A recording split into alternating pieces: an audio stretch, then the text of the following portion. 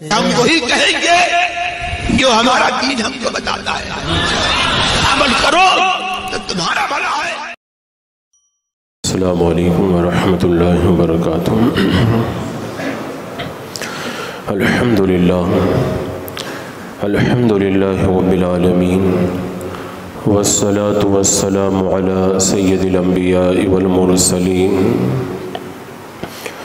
اما بعد فاعوذ باللہ من الشیطان الرجیم، بسم اللہ الرحمن الرحیم۔ فقلت استغفروا ربکم انہ کان غفارا یرسل السماء علیکم مدرارا ویمددکم باموال وبنین ویجعل لکم جنات ویجعل لکم انہارا۔ صدق اللہ مولانا العظیم وصدق رسولہ النبی الامین المتین الکریم، ونحن علی ذلک لمن الشاہدین والشاکرین والحمد للہ رب العالمین۔ حصول برکت کے لیے حضور اکرم سید عالم نور مجسم ارواحنا فدا محمد رسول اللہ صلی اللہ تعالیٰ علیہ وسلم کی پرنور بارگاہ میں درود و سلام کا ہدیہ پیش کر لیجیے۔ اللہم صلی علی سیدنا و شفیعنا و حبیبنا و مولانا محمد وبارک وسلم صلاۃ و سلام علیک یا رسول اللہ صلی اللہ تعالیٰ علیہ وسلم۔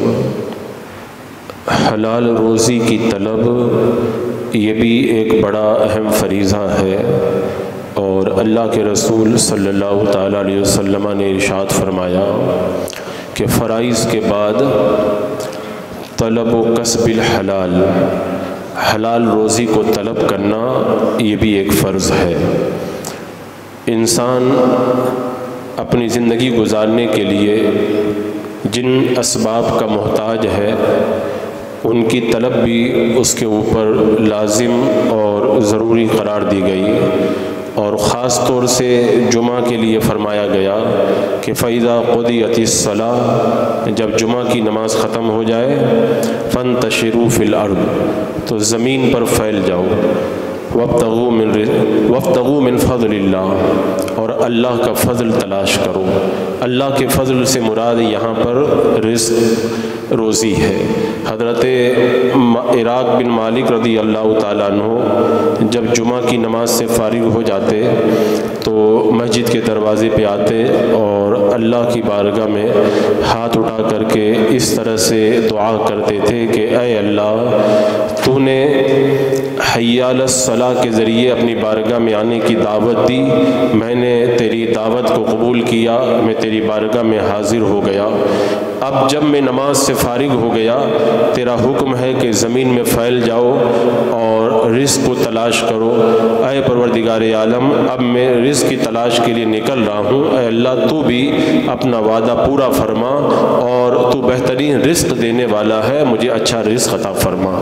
تو یہ طلب رزق یہ ہمارے اسلاف بزرگان دین ہر ایک نے اس کی اہمیت کو بتایا، اور حلال روزی کی طلب کو لازم اور ضروری قرار دیا گیا۔ مگر ہمارا اور آپ کا معاملہ یہ ہے کہ جہاں دیگر ضروری چیزیں ہیں ان کی طرف تو ہماری توجہ نہیں جاتی، لیکن رزق کے معاملے میں کچھ ضرورت سے زیادہ ہی پریشانی ہم اپنے اوپر لاحق کرتے ہوئے نظر آتے ہیں۔ اگر ہمارا دنیا کا کوئی نقصان ہوتا ہے تو فوراً ہمیں پریشانی لاحق ہوتی ہے، لیکن دین کے معاملے میں اگر کوئی ہمارا نقصان ہو جائے تو ہمیں فوراً کوئی پریشانی لاحق ہوتی ہوئی نظر نہیں آتی۔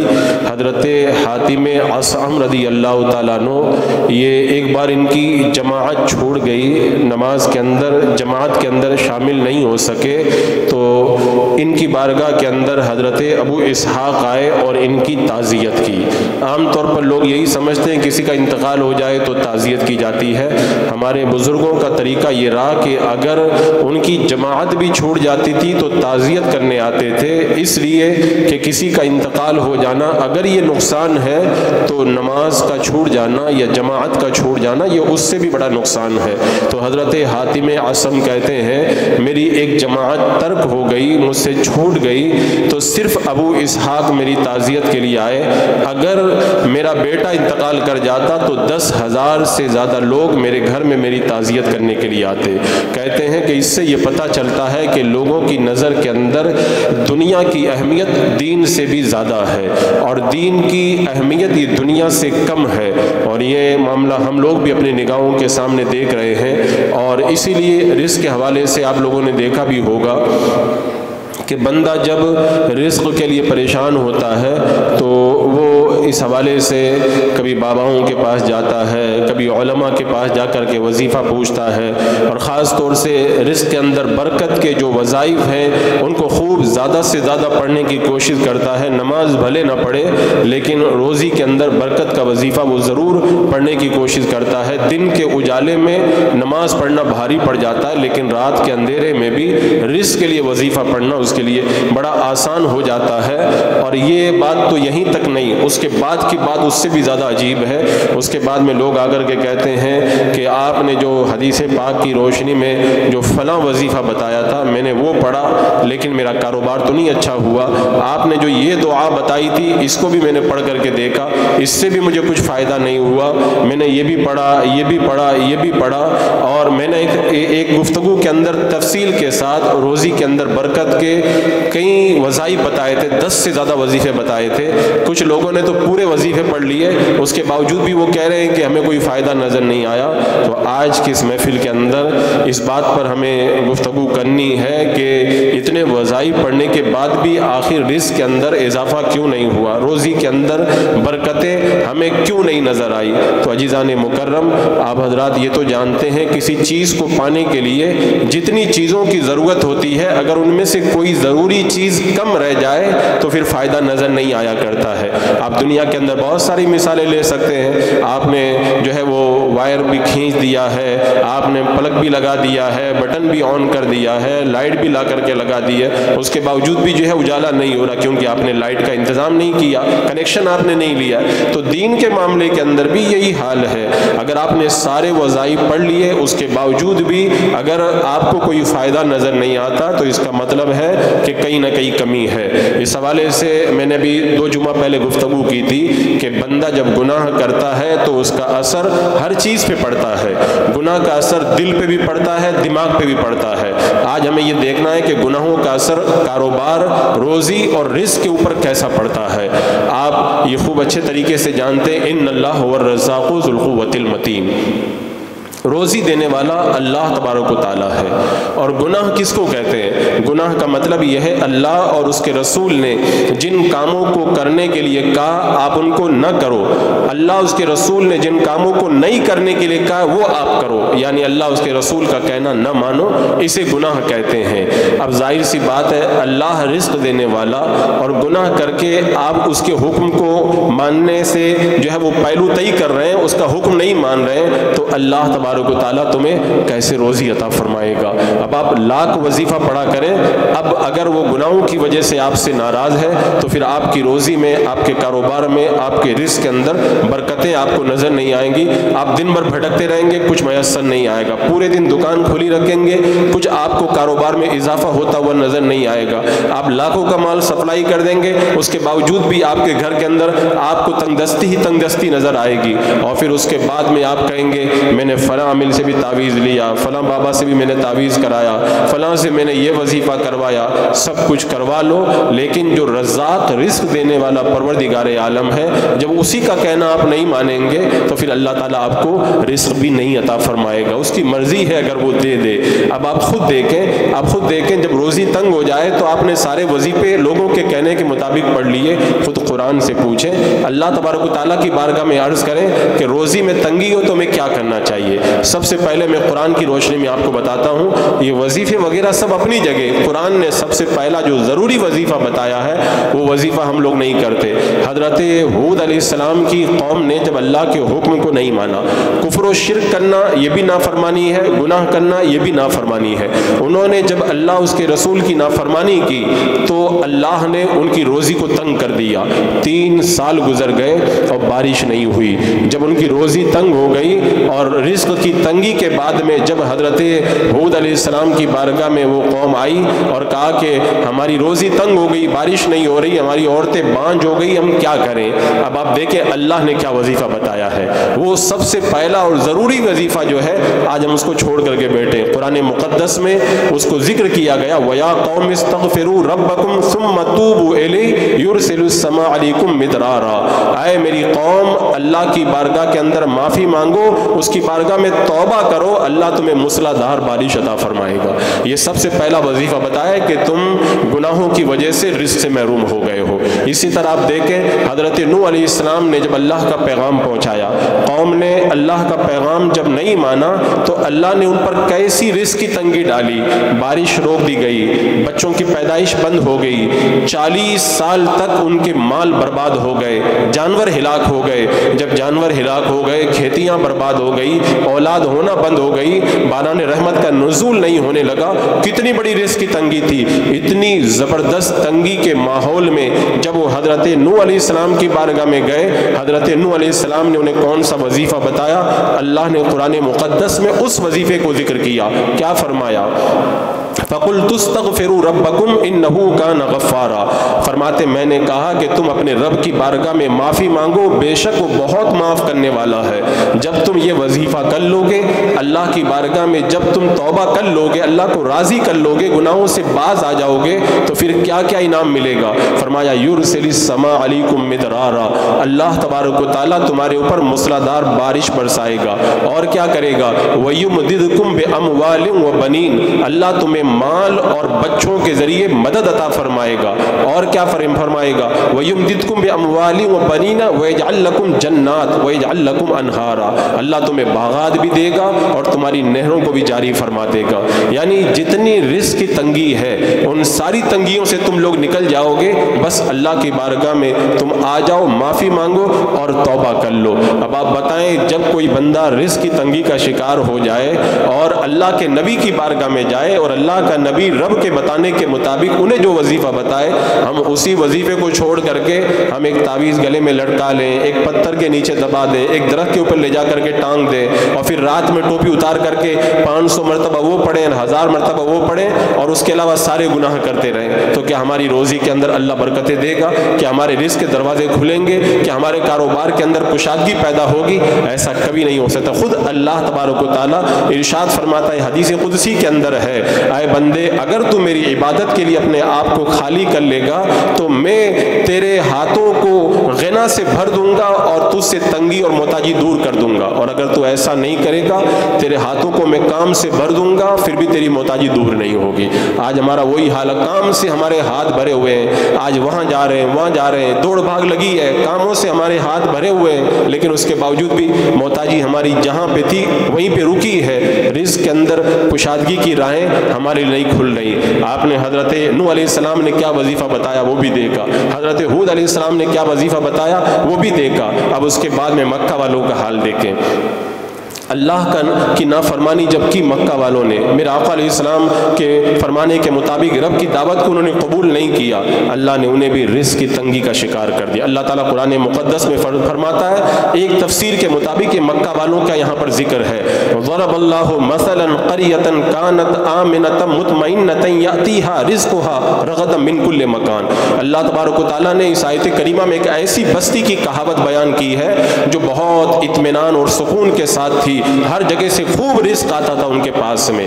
پھر کیا ہوا؟ فکفرت بانعم اللہ، اللہ کے انعامات کی انہوں نے ناشکری انہوں نے شروع کر دی۔ میرے آقا علیہ السلام نے جو دعوت دی تھی اس کو قبول کرنے سے انہوں نے انکار کر دیا۔ پھر کیا ہوا؟ فاذاق اللہ لباس الجوع والخوف، تو اللہ تبارک و تعالیٰ نے انہیں یہ سزا چکائی کہ انہیں بھوک اور خوف کا لباس پہنا دیا۔ قحط پڑ گیا، 7 سال تک قحط پڑا رہا، اتنا سخت قحط پڑ گیا کہ وہ مردہ کھانے پر مجبور ہو گئے، مردہ جانوروں کا گوشت کھانے پر مجبور ہو گئے، اور تنگی اتنی پڑ گئی اور خوف ہی خوف طاری ہو گیا۔ آج لوگ کہتے ہیں کہ ہمارے رزق کے اندر تنگی ہے، آج ہماری جانوں کو خطرہ ہے، یہ خوف کا ماحول اور رزق کی تنگی۔ فَأَذَاقَ اللَّهُ لِبَاسَ الْجُوعِ وَالْخَوْفِ بِمَا كَانُوا يَصْنَعُونَ، رب نے فرمایا ان کے کرتوتوں کی وجہ سے ہم نے انہیں خوف میں بھی مبتلا کر دیا اور رزق کے اندر تنگی بھی فرما دی۔ تو پتہ چلا کہ آج بھی ہم جس تنگی کا شکار ہیں، ہمارے اوپر ایک خوف خوف ہے، ایک ڈر ہے۔ آج ہمیں طرح طرح سے جو ہے وہ ستانے کی جو پلاننگ ہوتی ہے، اس کے پیچھے کیا ہے؟ بما کانوا یصنعون، یہ ہمارے گناہوں کی سزا ہے۔ تو پتہ چلا کہ اللہ تبارک و تعالیٰ نے یہ اصول بیان فرمایا اس آیت کریمہ کے اندر۔ اگر کسی بستی کے اندر روزی بہت ہو، رزق خوب ملتا ہو، لیکن جب اللہ اس کے رسول کے فرامین کو وہ ٹال دیتے ہیں، اللہ انہیں خوف میں بھی مبتلا کرتا ہے، ان کے رزق کو بھی تنگ کر دیتا ہے۔ لوگ آتے ہیں کہتے ہیں کہ اتنی تنگی تو میرے پاس کبھی نہیں آئی، میرے کاروبار میں اتنی مندی تو کبھی نہیں آئی۔ تو کبھی نہیں آئی، اب آئی ہے نا، تو اب غور کرو، تم گناہ کرتے رہے، اللہ تمہیں ڈھیل دیتا رہا، لیکن اب اللہ نے رسی کو کھینچ لیا ہے، ابھی موقع ہے اللہ کی بارگاہ میں اپنے گناہوں سے توبہ کرو۔ تو گناہوں کا اثر روزی پر پڑتا ہے، بہت زبردست اثر پڑتا ہے گناہوں کا روزی پر، کاروبار پر اور رزق کے اوپر۔ قرآن مقدس میں اللہ تعالیٰ ارشاد فرماتا ہے وَمَنْ أَعْرَضَ عَنْ ذِكْرِي فَإِنَّ لَهُ مَعِيشَةً ضَنْكًا، جو میرے ذکر سے منہ موڑتا ہے اس کی زندگانی تنگ ہو جاتی ہے۔ تنگ زندگانی کی تفسیر میں علماء نے فرمایا ہر طرح کی تنگی آتی ہے، دنیا میں تنگی، قبر میں تنگی، آخرت میں تنگی، اور پھر دنیا میں تنگی کی ایک تفسیر یہ ہے اللہ تعالیٰ اس کی معیشت کو تنگ کر دیتا ہے۔ حضرت مولا علی مشکل کشا رضی اللہ تعالیٰ عنہ فرماتے ہیں گناہوں کی وجہ سے 3 سزائیں اللہ تعالیٰ دیتا ہے۔ پہلی سزا یہ دیتا ہے معیشت تنگ ہو جاتی ہے، دوسری سزا اللہ تبارک و تعالیٰ یہ دیتا ہے کہ مشکلات اس کے اوپر ٹوٹ پڑتی ہیں، اور تیسری سزا یہ ملتی ہے کہ اللہ کی نافرمانی کے ذریعے اس کو روزی ملتی ہے۔ یعنی حلال طریقے سے پھر وہ روزی نہیں کھا پاتا، کبھی سود کے ذریعے پیسہ کمائے گا، کبھی رشوت لے کے کمائے گا، کبھی گانا بجانا کر کے کمائے گا، کبھی جو ہے وہ لوگوں کی داڑیاں مونڈ کر کے پیسہ کمائے گا، کبھی کسی اور ناجائز طریقے سے پیسہ کمائے گا، حلال طریقے سے اسے روزی نہیں ملے گی۔ یہ گناہوں کی سزا ہے جو بندے کو دی جاتی ہے۔ تو اللہ تبارک و تعالیٰ نے اس آیت کریمہ میں کیا فرمایا کہ میرے ذکر سے منہ موڑو گے تو تمہاری زندگانی تنگ ہوگی۔ اور ایک موقع پہ قرآن مقدس میں ارشاد فرمایا گیا وَلَوْ أَنَّ أَهْلَ الْقُرَىٰ آمَنُوا وَاتَّقَوْا لَفَتَحْنَا عَلَيْهِمْ بَرَكَاتٍ مِّنَ السَّمَاءِ وَالْأَرْضِ، اگر بستیوں والے ایمان لاتے، اللہ سے ڈرتے، تو اللہ تعالیٰ ان پر زمین اور آسمان کی برکتیں کھول دیتا۔ زمین اور آسمان کی برکتیں کیا ہیں؟ کھیتیاں ہیں، بارش ہیں، اچھا رزق ہے، اور اچھے پھل ہیں، اچھی سبزیاں ہیں، یہ ساری روزیاں اللہ تعالیٰ انہیں عطا فرما دیتا۔ اس آیت کریمہ سے پہلے اللہ نے ہلاک ہونے والی قوموں کا ذکر کیا، پھر فرمایا کہ ان کو اللہ نے برباد کر دیا۔ اگر وہ نیک ہو جاتے، ایمان لا کر کے تقوی اختیار کرتے، اللہ زمین کی برکتیں بھی دیتا اور آسمان کی برکتیں بھی دیتا۔ تو پتہ چلا بندہ گناہوں سے توبہ کر لے اور اللہ کی بارگاہ میں آ جائے تو اللہ تعالیٰ زمین اور آسمان دونوں ذریعوں سے اسے خوب روزی عطا فرماتا ہے، کثرت سے رزق عطا فرماتا ہے۔ میرے آقا صلی اللہ تعالیٰ علیہ وسلم نے ارشاد فرمایا بندہ گناہوں کی وجہ سے روزی سے محروم ہو جاتا ہے، بندہ گناہوں کی وجہ سے رزق سے محروم ہو جاتا ہے۔ کتنے لوگوں کو آپ نے دیکھا ہوگا کہ پہلے خوب امیری کی زندگی گزار رہے تھے، لیکن جب گناہوں کا پارا ان کا بہت اوپر چلا گیا، اللہ نے انہیں غربت کے اندر مبتلا فرما دیا۔ ایک روایت میں آتا ہے جس قوم کے اندر بدکاری عام ہو جاتی ہے اس قوم کے اندر غریبی بھی عام ہو جاتی ہے۔ آج ہماری قوم کا آپ حال دیکھیں، ان 10-20 سالوں کے اندر جو قوم نے بدکاریوں کے اندر اپنی زندگیوں کو تباہ کیا ہے، اور بدکاریوں کا جو گراف بڑا ہے موبائل کے فتنے کے آنے کے بعد میں، اب اس کے بعد میں اگر کوئی کہتا ہے کہ دن بدن غربت بڑھ رہی ہے، مہنگائی بڑھ رہی ہے، ان کو کہو کہ یہ تو میرے آقا نے بہت پہلے بتا دیا تھا کہ جب تم بدکاری زیادہ کرو گے، گناہوں میں زیادہ مبتلا ہو جاؤ گے، تو پھر غریبی بھی عام ہوگی، غربت بھی بہت زیادہ بڑھے گی۔ عزیزان مکرم، حضرت حسن بصری رضی اللہ تعالیٰ عنہ کی بارگاہ میں ایک شخص آیا، راوی کہتے ہیں آ کر کے کہا کہ میری روزی بہت تنگ ہے، میں کیا کروں؟ کہا جاؤ توبہ استغفار کرو۔ وہ چلا گیا، تھوڑی دیر کے بعد میں ایک اور بندہ آیا، کہا میرے بچے نہیں ہوتے، اولاد نہیں ہوتی، کہا جاؤ توبہ استغفار کرو۔ وہ بھی چلا گیا۔ ایک بندہ پھر آپ کی بارگاہ میں حاضر ہوا کہ میری کھیتی کے اندر کچھ برکت ہی نہیں ہوتی، اچھی کھیتی نہیں ہوتی، کہا جاؤ اللہ کی بارگاہ کے اندر توبہ کرو۔ اسی طرح 4 لوگ آئے، چاروں کو آپ نے یہی وظیفہ بتایا، توبہ استغفار کرو۔ جب سب چلے گئے، راوی کہتے ہیں میں نے حضرت حسن بصری سے کہا مجھے تو آپ کی بات آج نہیں سمجھ میں آئی، وہ اولاد کے لیے آیا تھا، کہا توبہ کرو، وہ روزی کے لیے آیا تھا، آپ نے کہا توبہ کرو، کھیتی کے لیے آیا تھا، آپ نے کہا توبہ کرو۔ یہ الگ الگ لوگ آ رہے ہیں، آپ ان سب کو ایک ہی بات بتا رہے ہیں۔ حضرت حسن بصری رضی اللہ تعالیٰ عنہ نے فرمایا یہ میں اپنی طرف سے نہیں بتا رہا ہوں، میں نے قرآن کی آیت سے بتایا۔ انہوں نے کہا کیسے؟ کہا حضرت نوح علیہ السلام کی بارگاہ میں جو قوم آئی تھی ان کی 4 پریشانیاں تھی، چاروں کا وظیفہ انہوں نے بتایا تھا توبہ کرو۔ پھر آپ نے وہی آیت کریمہ پڑھی فَقُلْتُ اسْتَغْفِرُوا رَبَّكُمْ إِنَّهُ كَانَ غَفَّارًا يُرْسِلِ السَّمَاءَ عَلَيْكُمْ مِدْرَارًا وَيُمْدِدْكُمْ بِأَمْوَالٍ وَبَنِينَ وَيَجْعَلْ لَكُمْ جَنَّاتٍ وَيَجْعَلْ لَكُمْ أَنْهَارًا، یعنی توبہ کرو گے تو بارش بھی ہوگی، مال بھی ملے گا، اولاد بھی ملے گی، اور اللہ تبارک و تعالیٰ تمہاری نہروں کو بھی جاری فرما دے گا، کھیتیوں کے اندر برکتیں عطا فرمائے گا۔ تو یہ وظیفہ میں نے 4 لوگوں کو بتایا، اپنی طرف سے نہیں بتایا، خود اللہ نے قرآن مقدس کے اندر یہی وظیفہ عطا فرمایا ہے۔ عزیزان مکرم، آپ اگر احادیث کا الگ الگ مطالعہ کریں گے تو بے شمار احادیث ایسی ملیں گی جن میں صاف طور پر بتایا گیا ہے کہ گناہوں کی وجہ سے روزی تنگ ہوتی ہے۔ اللہ تعالیٰ قرآن مقدس میں ارشاد فرماتا ہے یمحق اللہ الربا ویربی الصدقات، اللہ تعالیٰ سود کو مٹا دیتا ہے اور صدقات کو بڑھاتا ہے۔ سود کے ذریعے لوگ سمجھتے ہیں پیسہ زیادہ ہو جاتا ہے، لیکن رب کیا فرماتا ہے؟ سود کو میں مٹا دیتا ہوں، یعنی سود کے اندر کبھی برکت نہیں ہوتی۔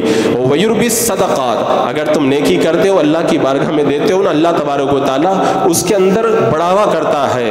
اسی لیے آپ دیکھیں سود خور آخری عمر کے اندر آپ اس کو دیکھو گے وہ لپ لپ کر کے مرتا ہے، اور جو آدمی حلال روزی کماتا تھا، تھوڑا کماتا تھا لیکن آخری وقت تک سکون کی زندگی گزارتا ہے۔ آپ دیکھیں کس طریقے سے گناہ کے ذریعے روزی تنگ ہو رہی ہے، خود میرا رب فرما رہا ہے، جو رزاق ہے، جو رزق دینے والا وہ خود فرما رہا ہے، اور کس طرح نیکی کرنے سے روزی میں بڑھاوا ہو رہا ہے، روزی کیسے بڑھ رہی ہے۔ اللہ تعالیٰ سود کو مٹاتا ہے اور صدقات کو بڑھاتا ہے۔ اسی طرح میرے آقا صلی اللہ تعالیٰ علیہ وسلم نے ارشاد فرمایا زیادہ قسم کھانے سے بچو، اس لیے کہ یہ تمہارے کاروبار کو تو بڑھا دے گا لیکن پھر اسے گھٹا دے گا، پھر مٹا دے گا۔ لوگ کہتے ہیں قسم کھا کر، چاہے جھوٹی قسم کھا لیتے ہیں کہ میں نے اتنے میں لیا ہے، یہ اتنے کا ہے، اب وہ جھوٹ بول کر کے گناہ کر کے وہ چاہتے ہیں کہ میں مال زیادہ بیچ لوں گا۔ میرے آقا فرماتے ہیں اس سے کاروبار تو ان کا بڑھ جائے گا، کب تک؟ تھوڑے دنوں کے لیے، پھر کیا ہوگا؟ میرے آقا نے فرمایا پھر ان کا کاروبار گھٹ جائے گا، اور صرف گھٹے گا نہیں، اس کے بعد میں مٹ جائے گا۔ تو یہ گناہ کی نحوست ان کے اوپر پڑے گی کہ جھوٹی قسم کھانے کی وجہ سے اور غلط جگہ قسم کھانے کی وجہ سے اللہ تعالیٰ ان کی روزی کی برکتیں ختم فرما دے گا۔ اسی طرح آپ دیکھیں قرآن مقدس کے اندر رب کیا فرماتا ہے لَإِن شَكَرْتُمْ لَأَزِيدَنَّكُمْ، اگر تم شکر ادا کرو گے میں بہت زیادہ تمہیں عطا فرماؤں گا، خوب عطا فرماؤں گا۔ لوگ اللہ کی نعمتوں کے اندر مالا مال لیتے، نا شکری، میرے پاس یہ نہیں، وہ نہیں، یہ کیوں ہو گیا، وہ کیوں ہو گیا، پھر کیا ہوتا ہے؟ اور پھر دھیرے دھیرے ان کی روزی تنگ ہوتی ہے، پھر اللہ تعالیٰ ان کی روزی کو تنگ کر کے رکھ دیتا۔ میرے آقا نے ارشاد فرمایا اللہ کی نعمتیں جانوروں کی طرح ہیں، ان کو باندھ کر کے رکھو۔ کس چیز سے؟ شکر کی رسی سے باندھ کر کے رکھو۔ اگر اللہ نعمتیں دے آپ شکر کی رسی سے باندھ کے نہیں رکھو گے، یعنی ناشکری کرو گے، تو جیسے جانور بھاگ جاتا ہے اسے نعمتیں بھی بھاگ جاتی ہے۔ کتنے لوگ مالدار تھے، ناشکری کرنے کی وجہ سے دھیرے دھیرے وہ کروڑ پتی سے روڑ پتی بن گئے، اور ان کے پاس جو مال تھا وہ ختم ہو گیا، وہ قلاش ہو کر کے رہ گئے۔ تو یہ گناہوں کا اثر روزی پر پڑتا ہے۔ اسی طرح آپ دیکھیں زنا کے بارے میں روایت میں آتا ہے زنا کرنے کی وجہ سے دنیا میں بھی 3 مصیبتیں آتی ہیں اور آخرت میں 3 مصیبتیں آتی ہیں۔ دنیا میں 3 مصیبتیں کون سی آتی ہیں؟ پہلی مصیبت یہ آتی ہے بدکاری اور زناکاری سے چہرے کی رونق ختم ہو جاتی ہے۔ دوسری مصیبت یہ آتی ہے کہ اس کی عمر کے اندر برکت نہیں ہوتی، اس کی عمر گھٹ جاتی ہے۔ اور تیسری مصیبت یہ آتی ہے محتاجی اس کے سامنے خوب آ جاتی ہے، بالکل محتاج ہو کر کے رہ جاتا ہے۔ زناکار آدمی اگر کروڑ پتی بھی ہے نا، آپ اس کو دیکھو گے آخری وقت کے اندر وہ پائی کا محتاج ہو کر کے رہ جائے گا، کیونکہ اس گناہ کی نحوست کی وجہ سے اس کی رزق کی برکتیں ختم ہو جایا کرتی ہیں۔ اسی طرح آپ دیکھیں عشاء کی نماز کے بعد میں دنیا کی فضول باتیں کرنا یہ مکروہ ہے، علماء نے اسے سخت منع فرمایا۔ قرآن میں اللہ نے فرمایا رات کو اللہ نے سکون کے لیے بنایا، اگر مہمان ہے، بیوی سے ضروری بات کرنی ہے، مسئلہ مسائل ہیں، یہ تو کر سکتے ہیں، لیکن رات میں فضول باتیں کرنا یہ جائز نہیں ہے عشاء کی نماز کے بعد۔ اب کوئی بندہ رات بھر روڈ پر بیٹھ کر کے گپے مارے، ہنسی مذاق کرے، ٹھٹا کرے، 1 بج گیا، 2 بج گیا، 3 بج گیا، اور پھر بعد میں کہتا ہے میری تو روزی میں برکت ہی نہیں۔ میرے آقا نے ارشاد فرمایا، رب کی بارگاہ میں دعا فرمائی، اے اللہ میری امت کے صبح کے وقت کے اندر برکتیں عطا فرما۔ اللہ نے برکتیں کس میں؟ اللہ کے رسول علیہ السلام نے برکت کی دعا کہاں پہ فرمائی؟ صبح کے وقت میں۔ جو بندہ رات بھر روڈ پہ بیٹھ کر کے ٹائم پاس کرتا ہے وہ سویا رہتا ہے، 10 बज गया, 11 बज गया, 12 बज गया, सुबह का वक्त ख़त्म हो गया, उसके बाद में काम पे निकल रहा है। तो अल्लाह के रसूल ने तो दुआ फरमाई थी, अल्लाह सुबह के वक्त में मेरी उम्मत को बरकत अता फरमा।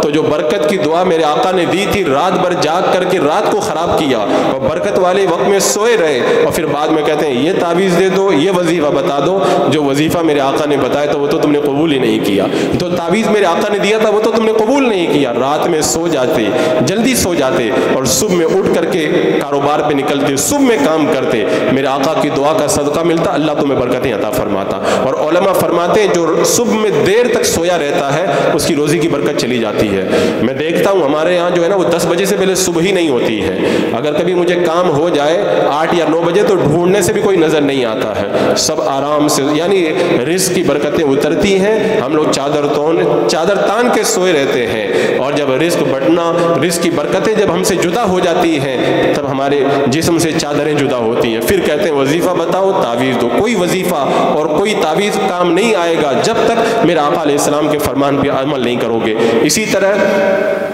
हदीस पाक में मेरे आका अलैहिस्सलाम ने इरशाद फरमाया, अगर तुम चाहते हो तुम्हारी उम्र में बरकत हो और तुम्हारी रोज़ी ज़्यादा हो जाए तो अपने रिश्तेदारों के साथ अच्छा सलूक करो। भाई रूठा हुआ है, बहन का हक दबा करके रखा है, उसका जो विरासत में हिस्सा वो नहीं दे रहे हैं, यतीमों पे जुल्म हो रहा है, ये हो रहा है, वो हो रहा है, और मेरे आका ने फरमा दिया रोज़ी की बरकत है रिश्तेदारों के साथ अच्छा सलूक करने में। वो सलूक तो हमने किया ही नहीं, और बदसलूकी की वजह से, गुनाह की वजह से हमारी रोज़ी की बरकतें चली गई। उसके बाद में वजीफ़ा पूछने का मतलब क्या रह गया। तो गुनाहों का असर पड़ता है, रोज़ी पर ज़बरदस्त असर पड़ता है। एक रिवायत में है कि बंदा जब 5 वक्त की नमाज़ पढ़ता, हदीस पाक में 5 वक्त की नमाज पढ़ता है, अल्लाह ताला उसे 5 इनाम अता फरमाता है। पहला इनाम अल्लाह ताला उसे ये अता फरमाता है, उसकी रोज़ी को खूब कुशादा फरमा देता है। 5 वक्त की जो नमाज पढ़े उसको जो 5 इनाम मिलते हैं उनमें पहला इनाम यही है, अल्लाह ताला उसकी रोज़ी में खूब बरकतें अता फरमा देता है। आप नमाज होने का इंतज़ार करें, जैसे ही जमात ख़त्म हो इमाम साहब के रूम में जाऊं और फिर जो है मैं तावीज़ लेके आऊं अपनी रोज़ी के लिए। तो जब रोज़ी का तावीज़ खुदा की तरफ से बढ़ रहा था तो मस्जिद के गेट पर खड़े थे, ऐसा लगता था जैसे नमाज के वक्त में मस्जिद में आना जायज़ नहीं है। और जब वो रिज़्क़ का तावीज़ बढ़ना बंद हो गया फिर इमाम साहब से जाके आप मांग रहे हो, मैं कहता हूँ बंदा तुम्हें क्या देगा, खुदा खुद दे रहा है, लेकिन तुम आने के लिए तैयार नहीं। मेरे आका अलैहिस्सलाम की बारगाह में एक साहब आए, आकर के कहा या रसूल अल्लाह मेरी रोज़ी बहुत तंग हो गई है। मेरे आका ने इरशाद फरमाया खुद भी नमाज पढ़ो, अपने घर वालों को भी नमाज पढ़ने के लिए कहो। उसके बाद में अल्लाह के रसूल ने कुरान की वो आयत करीमा पढ़ी, वहमुर अहलका बिस्सलाह वस्तबिर अलैहा, यानी खुद भी तुम नमाज पढ़ो और अपने घर वालों को भी नमाज का हुक्म दो और इस पर डट करके कायम रहो। ला नसलुका रिज़्क़न नहनु नरज़ुकुका, अल्लाह ताला फरमाता हम तुझसे रोज़ी नहीं मांगते, हम तुझे रोज़ी अता करेंगे।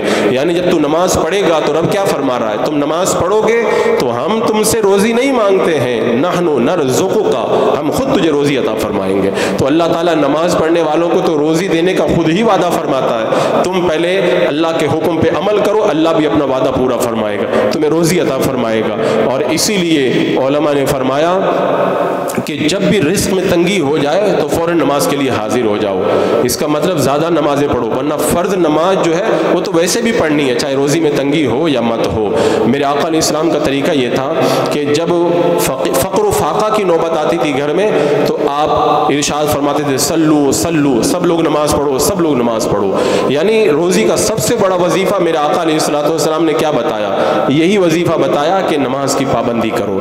और मेरे आका अलैहिस्सलाम ने क्या इरशाद फरमाया कि जिस घर के अंदर कुत्ता या तस्वीर हो उस घर में रहमत के फरिश्ते नहीं आते, और जब रहमत के फरिश्ते, रिज़्क़ रहने वाले फरिश्ते जब तुम्हारे घर में आएंगे नहीं तो रोज़ी कहाँ से मिलेगी। आप मोबाइल पे मूवी देख रहे हैं, आप तस्वीरें बना रहे हैं, पहले तो लोग तस्वीरें ऐसे बना के रखते थे, अब तो सारा काम मोबाइल में हो रहा है। आप मूवी देख रहे हैं, चाहे किसी आलिम की तस्वीर हो या किसी जो है वो दुनियादार की तस्वीर हो, तस्वीर तो तस्वीर हुआ करती है। मेरे आका ने फरमा दिया जिस घर में कुत्ता या तस्वीर हो उसमें रहमत के फरिश्ते नहीं आते। मोबाइल चल रहा है, मूवी चल रही है, تصویریں چل رہی ہیں، طرح طرح کے جو ہے وہ خرافات موبائل میں ہو رہی ہیں، تو جب رحمت کے فرشتے تمہارے گھر میں نہیں آئیں گے تو روزی کے اندر برکتیں کہاں سے نازل ہوں گی؟ تو اگر روزی میں برکتیں چاہتے ہو تو ان گناہوں کو پہلے آپ کو ترک کرنا ہوگا۔ گناہوں کا اثر روزی پر پڑتا ہے، کاروبار پر پڑتا ہے، رزق پر اثر ہوتا ہے۔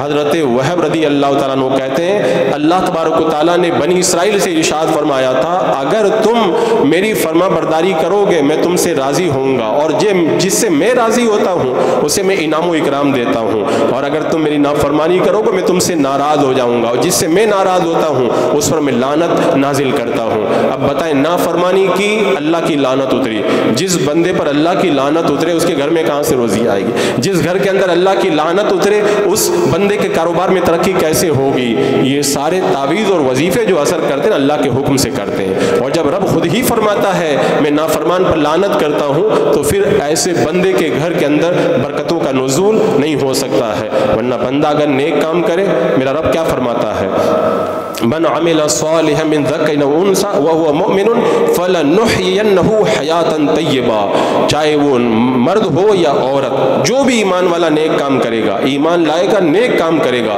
رب فرماتا فلنحيينه حیاتا طیبا، ہم اسے اچھی زندگی جلائیں گے، اس کی لائف کو بڑا اچھا کر دیں گے، اس کی زندگی کو بڑا اچھا کر دیں گے۔ یہ کون کہہ رہا ہے؟ اللہ تعالیٰ قرآن پاک میں فرماتا ہے، یعنی نیک کام کرے گا اللہ تعالیٰ فرماتا ہے اس کی زندگی کو میں بہت اچھا کر دوں گا۔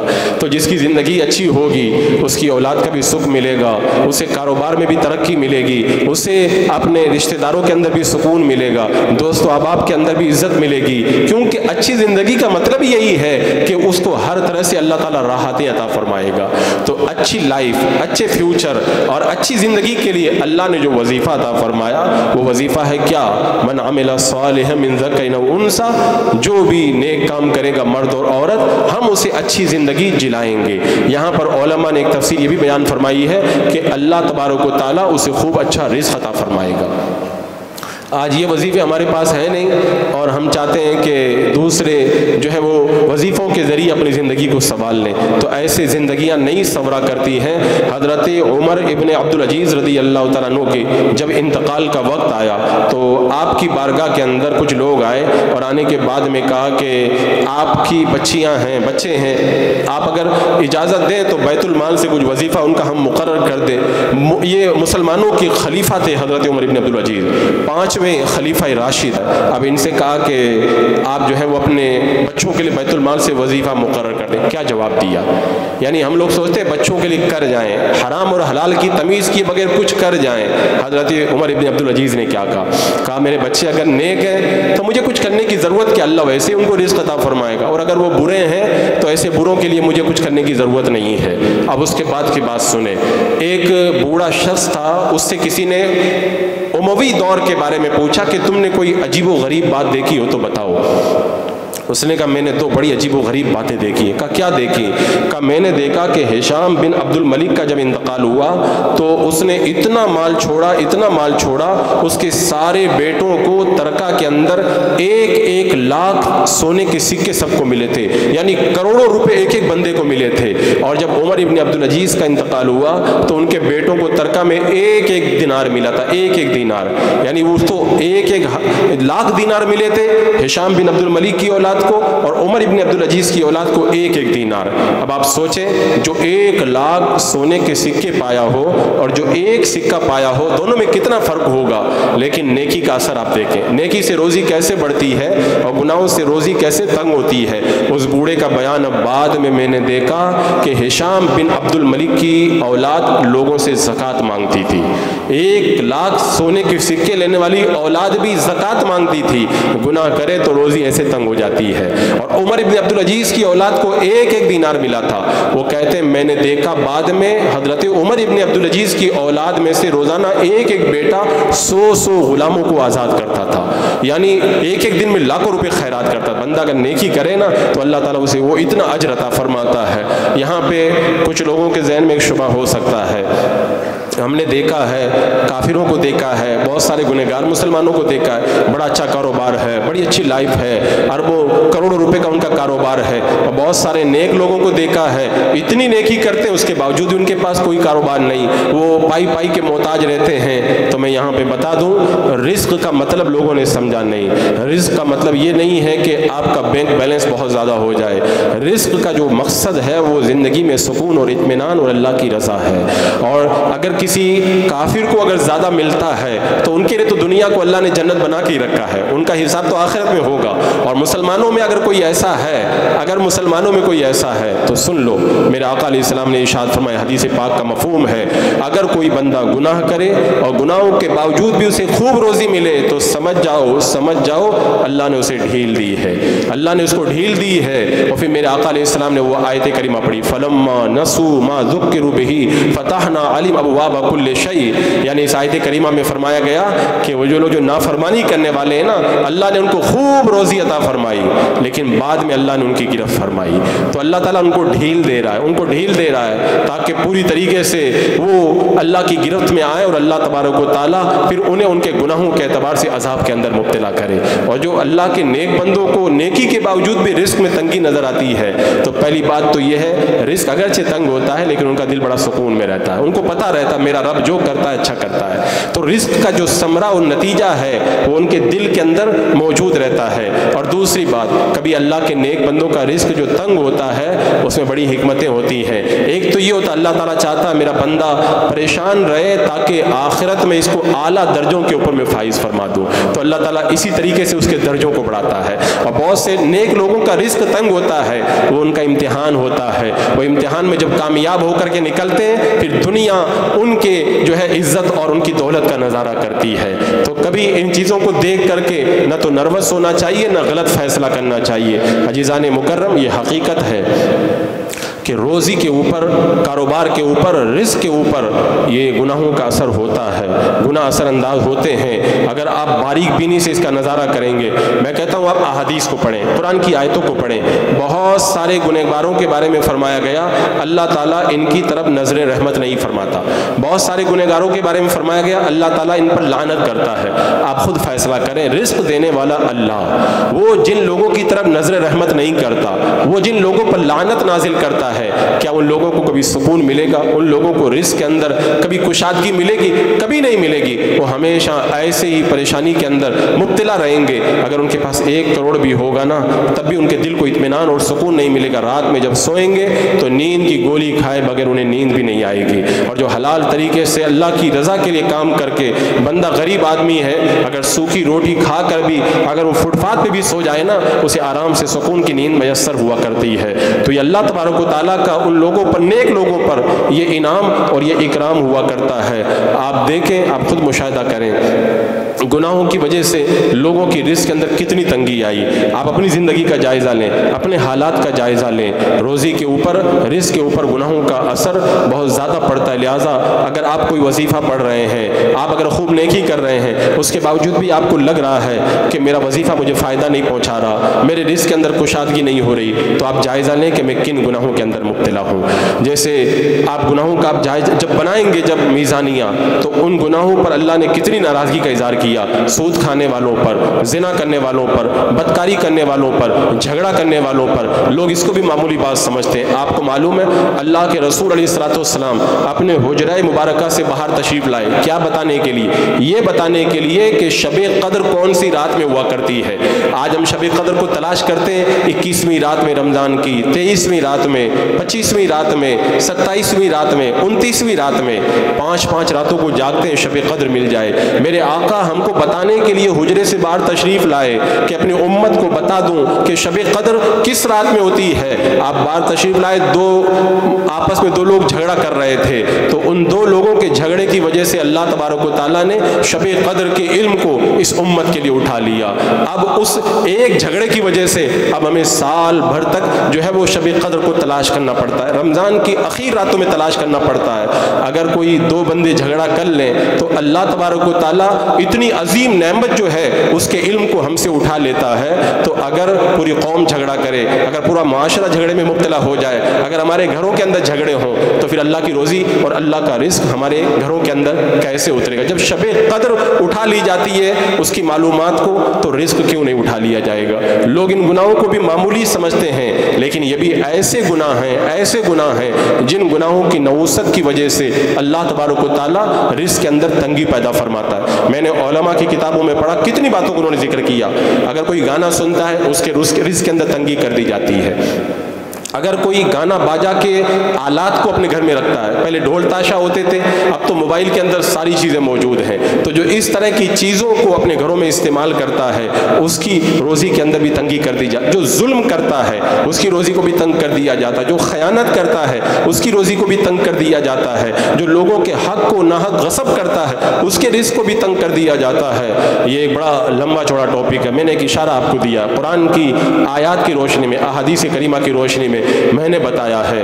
اب اگر آپ چاہتے ہیں کہ رزق میں برکت ہو، کاروبار اچھا ہو جائے، اللہ تعالی ہم سے راضی ہو، ہمیں خوب روزی عطا فرمائے، ہم کسی کے محتاج نہ رہیں، ہماری زندگی سکون کے ساتھ گزرے، اپنے گناہوں کا جائزہ لیں، گناہوں سے توبہ کریں، پھر وظیفہ پڑھیں، گناہوں سے توبہ کریں، پھر کوئی تعویذ لیں، گناہوں سے توبہ کریں، اس کے بعد میں رب کی بارگاہ میں دعا کریں، انشاءاللہ اللہ تعالی رزق میں، کاروبار میں، روزی میں خوب